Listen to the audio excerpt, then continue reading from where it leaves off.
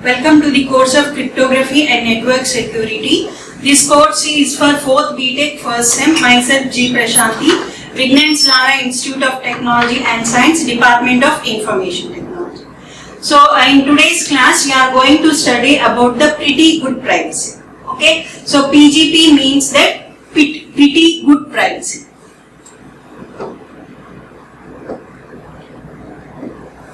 So PGP refers to pretty good privacy. Okay, so this pretty good privacy, or we can say PGP, is an open source. It is an open source, freely available software package for email security. Okay, to provide security to email. So this PGP has been provided. Okay, this PGP has been provided to provide security to email, and this PGP is a open source, freely available software package. Okay, so here what the PGP does is that it provides. We are saying that what this PGP does is that it is providing the security to email. So how it is providing security to email? It is providing security to email by providing authentication. Okay, but it provides like authentication. PGP provides authentication, confidentiality. Okay, whatever the messages the sender and the receiver are exchanging through email, those messages are provided with authentication and confidentiality. Okay, so this authentication is achieved through the use of the digital signatures. Okay, by using the digital signatures like your RSA algorithm. Okay, by using the RSA algorithm digital signature standards, the authentication can be provided. And similarly, for achieving the confidentiality, the PGP uses the symmetric key block cipher. Symmetric key block ciphers like your DDES. Okay, IDEA cast 128. By using these symmetric key block ciphers, the PGP provides confidentiality to the messages that is being transmitted through email. Okay, and along with that, the PGP does is the compression. Okay, the PGP compresses the messages. Okay, by using the zip algorithm, the PGP compresses the message so as to save the space. Okay, save the storage space for the file. Okay, or we can say for saving space during the transmission. Okay, for saving the space, the PGP does the compression by using the zip algorithm, and also it provides email compatibility using the Radix 64 encoding scheme. Okay, by using the Radix 64 encoding scheme, so the PGP provides that email compatibility. Okay, so these are the different operations that are done in the PGP. So in the PGP, the different operations that are done in the PGP is your authentication. Okay, so whatever the messages that are sent between the sender and the receiver, those will be authenticated. Okay, so authentication in the sense that so the messages will be verified whether it is from the original source or not. Okay, so for providing this authentication, we have to generate the signatures. Okay, so to generate that signatures, we will be using the digital signature algorithms like your RSA algorithm, digital signature standard algorithms to achieve those signatures, and by verifying those signatures, we can check the authentication. Okay, and then it also provides, PGP also provides confidentiality. So confidentiality to the message. How confidentiality is provided? Confidentiality is provided by encrypting the messages. Okay, the messages are encrypted by using the symmetric key block ciphers. Okay, by using the symmetric key block ciphers, by using the symmetric block encryption process, okay, the confidentiality can be achieved. Okay, and similarly the PGP also does compression. Okay, it also does compression. So compression so as to save the space, storage space. So the compression is done by using the zip algorithm. And similarly, the fourth is that it provides email compatibility. So email compatibility means that Okay, it also provides email compatibility. Email compatibility that when you do encryption, okay, during confidentiality, we will be doing the encryption of the message. After encrypting the message will be in the form of binary stream. Okay, so and that encrypted binary stream cannot be sent through email because email does not support transmission of bits. The email only supports transmission of printable characters. Okay, so only printable characters can be transmitted through email. So binary data stream cannot be transmitted through email. But here in PGP, after doing that encryption process, the output is nothing but the binary stream. Okay, so now this email compatibility means that, so that binary stream what we are getting after encryption, that are to be converted into the printable characters. Okay, the binary stream that we are getting after doing the encryption, those has to be converted into printable characters, and then those printable characters can be transmitted through email. Okay, so that is nothing but the email compatibility. For converting that binary bits into printable characters, we will be using the Radix 64 encoding scheme. Okay, by using that Radix 64 encoding scheme, the binary data stream will be converted into printable characters. Okay, so these are the four functions that are provided by the Pretty Good Privacy to provide email security. Okay, to provide email security, Pretty Good Privacy performs these four functions. Now let's go into the detailed discussion about these functions. Okay, so the first PGP operation, or we can say the first PGP function, is the authentication. Okay, so this is the diagram for the authentication, where here first you will be taking the message.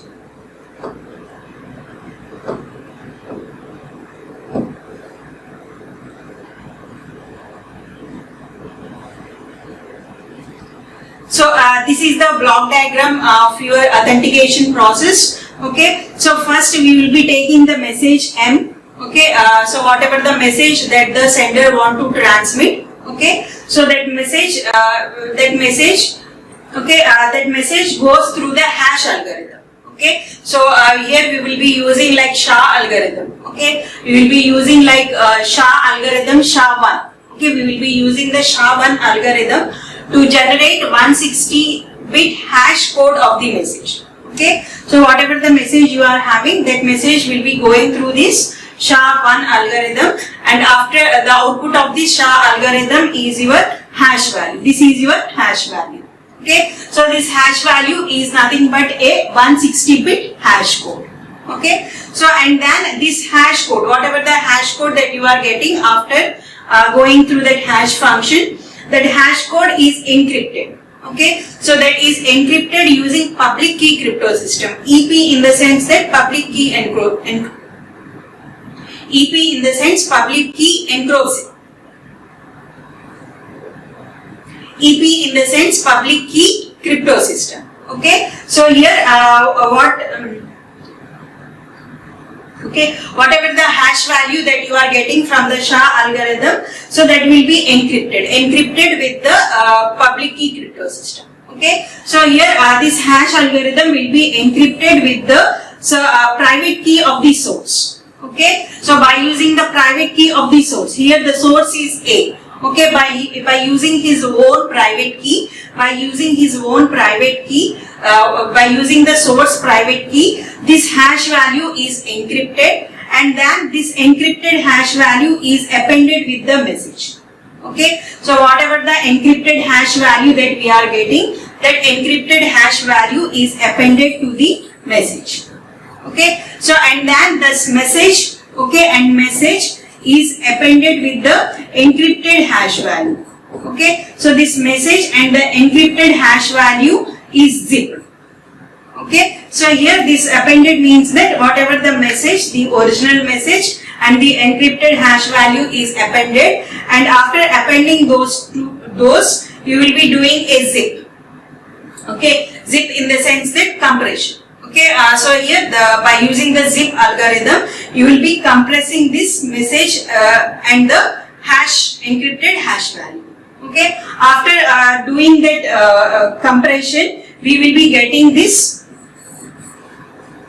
ciphertext. Okay, or we can say we will be getting this ciphertext. Okay, so whatever the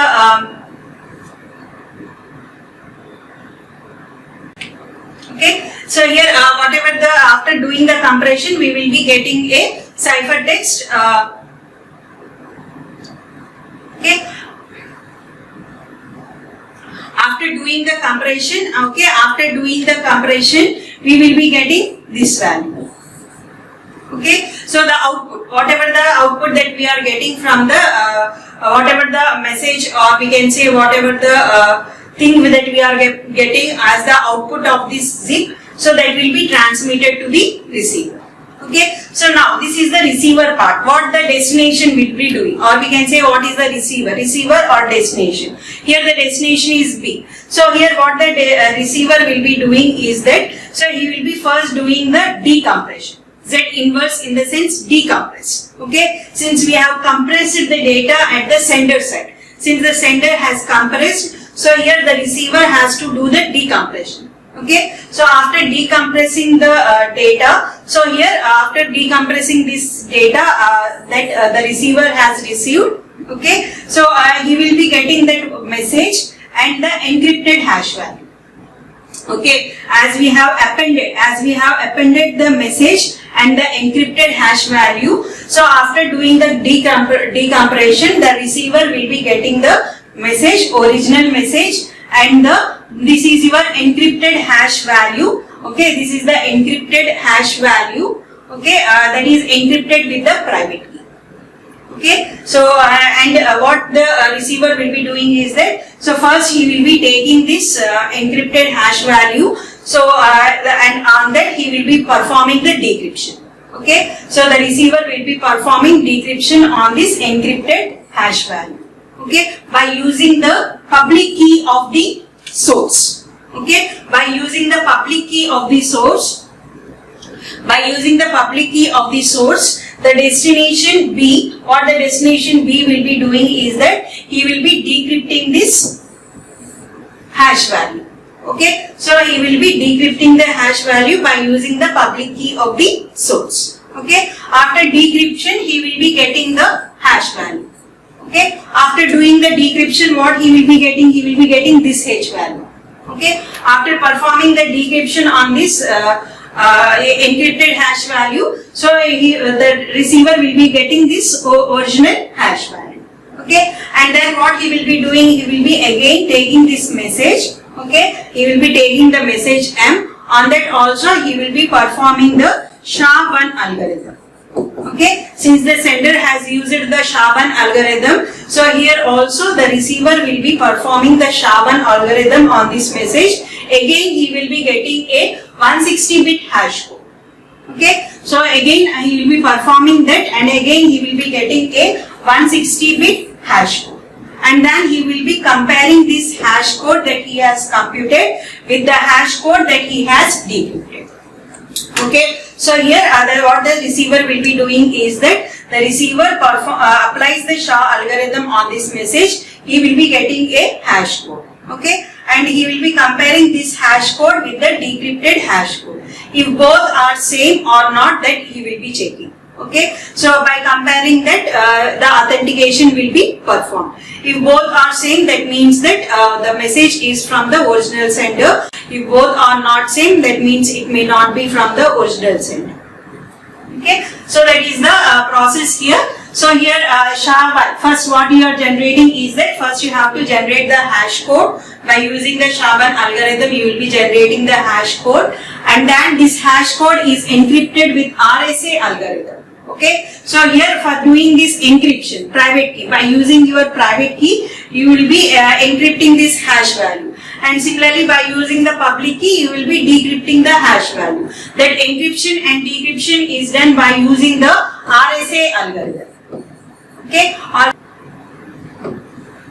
Okay. So here, by using this RSA algorithm and using the sender's private and using the private key, okay, and the public key of the sender, so the encryption and decryption of the hash value will be done. Okay, so here as a second step, after generating this hash code, what the sender will be doing is that he will be encrypting that hash code with the RSA using the sender's private key, and the result is attached to the message. Okay, whatever the encrypted hash value that we will be getting, that encrypted hash value is attached to the message. Okay, and after attaching that message, compression is done, and whatever the output data that you will be getting, that output data will be sent to the receiver.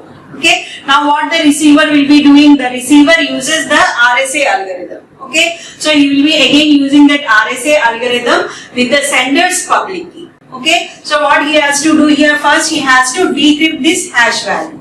Okay, so he has to decrypt that encrypted hash value. To decrypt that encrypted hash value, what he will be doing is that he will be applying the RSA algorithm and the public key of the sender's public key to decrypt and recover the hash code. Okay, so he recovers this hash code. So the sender does that by using that public key and applying RSA algorithm, he will be recovering this hash code. Okay, and then similarly, so what the receiver does is that receiver generates a new hash code for the message. Okay, after this recovering this hash code, so what again he will be doing is that he will be taking the message, and from that message again he will be generating a new hash code and compares it with the decrypted hash code. If matched, message is accepted as authentic. Okay, so again he will be taking this message, and on that he will be generating a new hash code. Okay, and then he will be comparing this new hash code with the decrypted hash code. If both are same, that means that the message is accepted as authentic. Authentic in the sense that the message is accepted, that it is from the original source. Okay, so that is the authentication process in the PGP.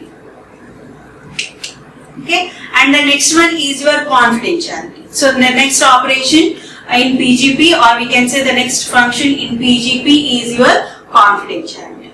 Okay, so here to achieve that confidentiality, first whatever the message that has to be transmitted. Okay, to achieve this confidentiality, whatever the message that has to be transmitted, first it is compressed. Okay, by using the zip algorithm, first the message is compressed. So if you see your authentication, okay, so if you see here authentication, okay, so here whatever the signature that you are generating, okay, whatever this hash code, okay, this hash code that is encrypted, that acts as a signature here. Okay, so here by using SHA algorithm and generating a hash code and encrypting that hash code, that acts as a signature here. Okay, this encrypted hash code with the private key of the source is said to be the signature. This is the signature here. Okay, and here the destination is verifying that signature. Okay, that hash code, he is verifying that hash code. Okay, that means that here it is this hash code, this encrypted hash code is acting as a signature. Okay, so here if you see in authentication, after generating the signature and appending the signature to the message, we are doing the compression. Okay, after appending the signature to the message, we are doing the compression. Okay, but whereas in confidentiality, okay, but here in confidentiality, okay, we have to do compression starting only. Okay, before encryption only, before doing the encryption process only, we have to compress the data.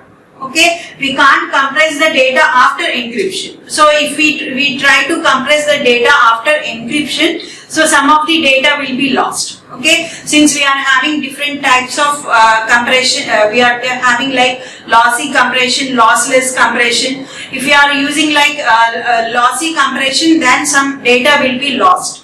Okay, so to overcome that, okay, here we will be using like zip before encryption process only. Okay, so here you have to remember that before encryption only we have to apply the compression. Whereas in authentication, after appending the signature to the message, we will be doing the compression. Okay, so here the message first goes through the compression function, and after that whatever the compressed message that we are getting, that compressed message is encrypted. Okay, so here in EC, in the sense that we will be using here symmetric key block ciphers for doing the encryption. So symmetric key block ciphers like your IDEA, CAST128, DDES, these three encryption algorithms are supported by the PGP to do the symmetric key encryption. Okay, so here, so whatever the compressed message that we are having, that compressed message is encrypted. Okay, so encrypted by using the symmetric key. So here we require a symmetric key. Okay, so this is our symmetric key, or we can say the session key. Okay, by using this session key, this compressed image will be encrypted. Okay, so here and similarly, whatever the session key, okay, that session key is also encrypted. Okay, since here for decrypting this message, okay, for decrypting this message, the destination requires the session key also. Okay, so for decrypting this message, the destination requires the session key. Okay, so as the destination can get the session key, what we will be doing is that the session key is encrypted here. Okay, so here again for encrypting that session key, again here we are using your public key crypto system like your RSA algorithm. Okay, so by using that RSA algorithm, we will be encrypting this key. Okay, so here by using the public key, so for encryption what we are doing is that we are using the public key of the destination. Okay, so here the destination is B. Okay, so here the destination is B. So we are taking the public key of the destination, and by using the public key of the destination, we will be encrypting this session key. Okay, so and whatever the encrypted session key that we are getting, that encrypted session key is appended with this encrypted message. Okay, so here this session key and the encrypted message are attached to each other, and the attached one will be sent to the receiver. Okay, so this is your attached message. Okay, so where this is your encrypted session key. Okay, so this is your encrypted session key, and this is encrypted by using the public key of the destination. Okay, so and this is your encrypted message. And what is this? This is your encrypted message. Okay, so this is the encrypted, this whatever this part that you are having, this is the encrypted message with the session key by using the either of the algorithm like IDEA, DDES, CAST128. Okay, and the upper part you are having, this one is nothing but the encrypted session key. Okay, so here what the this is your, already we have said, this is your encrypted session key, and this is your encrypted message. Okay, so here what the receiver will be doing now is that, so the receiver will be taking this encrypted session key. Okay, he will be taking that encrypted session key, and he will be decrypting that encrypted session key with his private key. Okay, here the destination, what the destination do is that first he has for decrypting this message. Okay, so here the message has to be decrypted. For decrypting the message, what we require the session key. Okay, since the message is encrypted with the session key, so the message has to be decrypted with the session key only. Okay, so to decrypt this message, what the destination require is the K session key. Okay, so the destination requires the session key. So to get that session key, what he will be taking is that he will be taking this encrypted session key, and he will be performing decryption by using his private key. So by doing that decryption, he will be getting the session key. Okay, so and then he will be using this session key for decrypting the message. Okay, after the message is decrypted, we will be doing the Z inverse, means that decompression. Okay, after doing the decompression, the receiver will be getting the original message. Okay, so that is about the confidentiality function in the pretty good privacy. Okay, so where first the sender, what the sender will be doing is that first the sender generates the message and a random 128-bit number to be used as a session key for his message only. Okay, for this particular message, here the sender will be doing is that he has to generate this session key also. Okay, so and then after generating this message and the session key, so what the second step he will be doing is that he will be encrypting the message. Okay, he will be encrypting this message using cast128, either by using cast28, either IDEA or by using TripleDNS. Okay, he will be using any one of these. Okay, either he can use cast128, either IDEA or either TripleDNS. Okay, so by using that session key, so whatever the message that is like encrypted, that will be encrypted with the session key. Okay, after doing that, what he has to do is that again he has to encrypt the session key also. Okay, since the decryption has to be done with the session key only, so what he will be doing is that session key is encrypted with RSA. Okay, by using the RSA algorithm. So here the sender will be using the RSA algorithm for encrypting the session key. Okay, so and he will be using the public key of the and he will be using the public key of the destination. Okay, or we can say he will be using the public key of the receiver. Okay, by using the public key of the receiver. Okay, and by using that encryption process of RSA algorithm, so the session key will be encrypted. Okay, and then that encrypted session key is attached to the message. Okay, that encrypted session key is attached to this encrypted message. Okay, whatever the encrypted message that we are getting, that encrypted message is attached with the encrypted session key.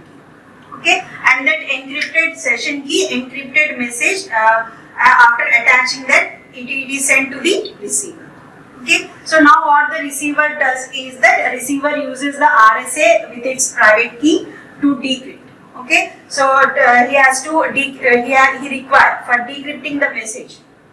Okay, for decrypting the message, the sender requires a session key.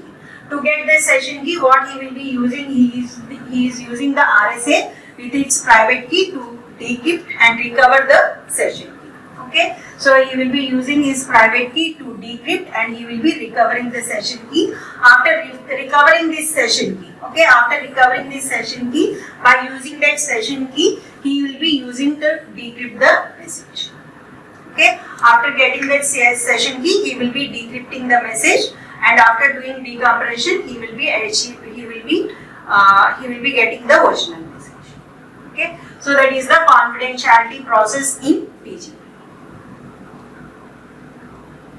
Okay, so the third operation is your compression operation. Okay, so where in compression, as a default, so PGP compresses the message. Okay, by default, as a default only. So as a default, PGP compresses the message after applying the signature but before encryption. Okay, so here you have to remember that. So after applying the signature and before encryption only, so and before encryption, the PGP compresses the message. Okay, so if we are like applying authentication, okay, so if we are applying authentication, then the compression will be done after appending the signature to the message. Okay, but if you are doing like confidentiality,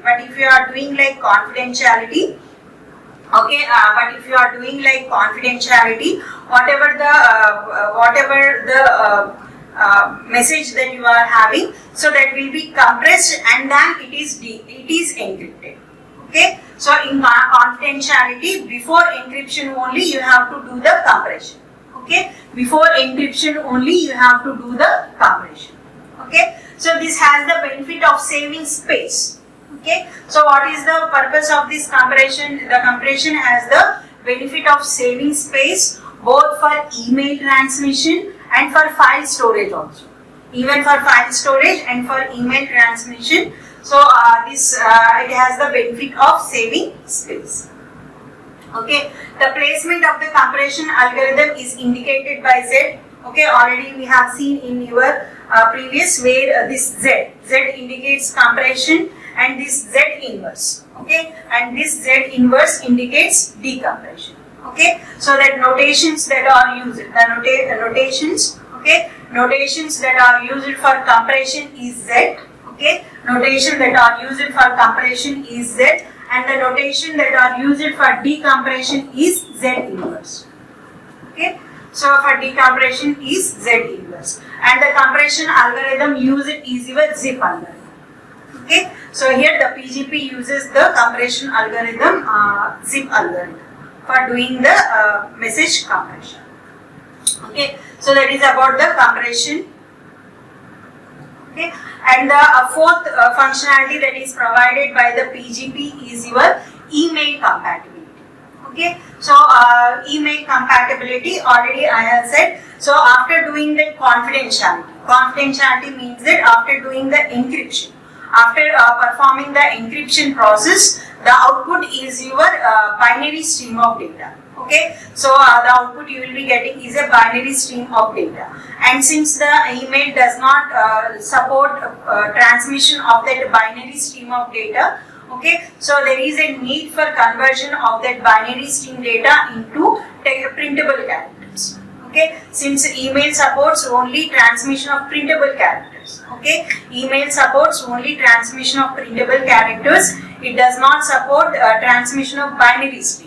So there is a need for conversion of that binary encrypted binary stream into the printable characters. Okay, so that PGP provides that support also, that compatibility also, where it transforms, where it converts that binary stream into printable characters by using the Radix 64 encoding scheme.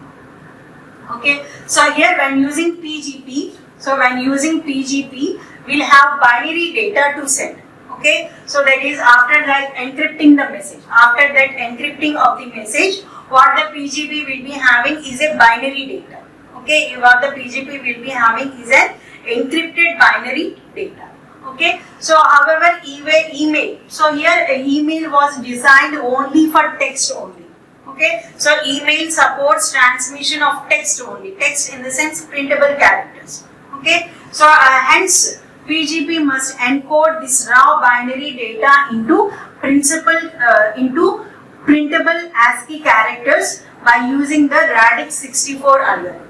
Okay, by using that Radix 64 algorithm. Okay, so what the PGP will be doing is that it will be encoding that raw binary data into printable ASCII characters. Okay, what is the need for this conversion is that since the email was designed only for text only, for the transmission of text only, email was designed. Okay, so so that there is a need for converting that binary data into printable ASCII characters, which is done by using the Radix 64 algorithm. So this is the example for converting the encryption data into printable characters. Okay, so here after encryption,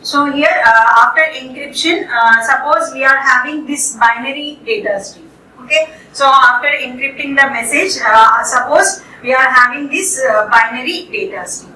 So here you have to convert this binary data stream into printable characters.